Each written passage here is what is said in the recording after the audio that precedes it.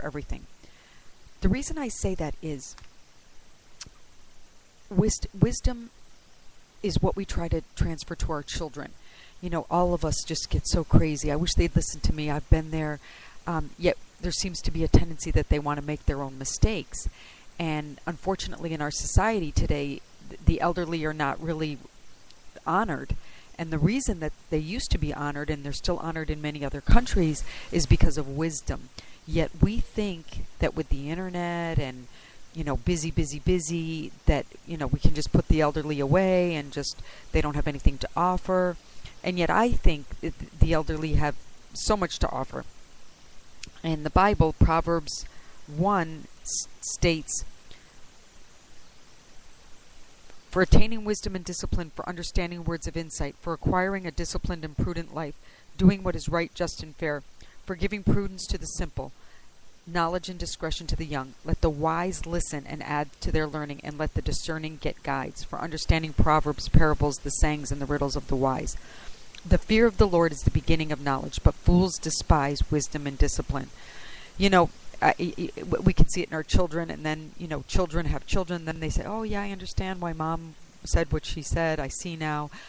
To get a certain vantage point, you need the age to have the experiences that you can transmit to the younger generation. The most important thing is to constantly give examples, give guidance, because what we want to do ultimately is avoid pain in our children's lives. And wisdom, many days I just go to work and I pray, "Lord, give me wisdom, Lord, give me wisdom," because sometimes one of my favorite things about wisdom is sometimes when we're caught spontaneously, we're caught off guard, we're not really thinking. I'm going to give you a great example.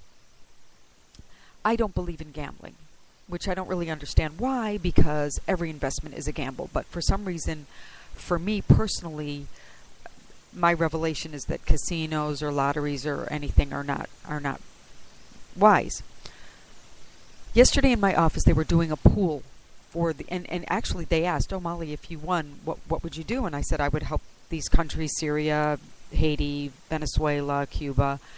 And they, "Oh, that's nice." But the interesting thing is they started to make the collection. And oddly enough, and this never happens, I did not have $1 in my purse. I had access to go get to the ATM and get money, but it was so awkward as she was going around collecting the money.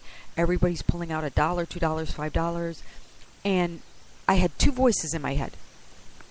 One voice was, "Molly, what's $1? Come on, don't be such a nerd. Don't be so stiff. Don't be so stuffy." And the other part of me was, "But you don't have $1. You better go run and get $1 to avoid this awkwardness." And the truth of the matter is, two things were going through my head. One was, suppose they win and I'm out the door. The other one was, I don't want to make them feel uncomfortable. I don't want them to feel like I think what they're doing is wrong. So I was really struggling. And do you want to know what happened? And I'm still fascinated. She's a very good friend of mine. She went one by one through the office, and she skipped over my desk. And that was so insightful to me. It was like, wow, just my lifestyle, just my being exuded that I wouldn't be interested. And now I could have just grabbed a couple of dollars from somewhere and said, "Here, just to avoid the awkwardness and also to be a part of the blessing in case it came through." But it just really taught me that if I stand my ground, stick to my values and my commitment, that I won't really even nearly be tempted or waver, because people will know me by who I am, by what I say, by how I act. So I encourage all of you today to seek wisdom and to ask God on a daily basis, what is the best decision to move your life forward? Please share this if it was beneficial to you.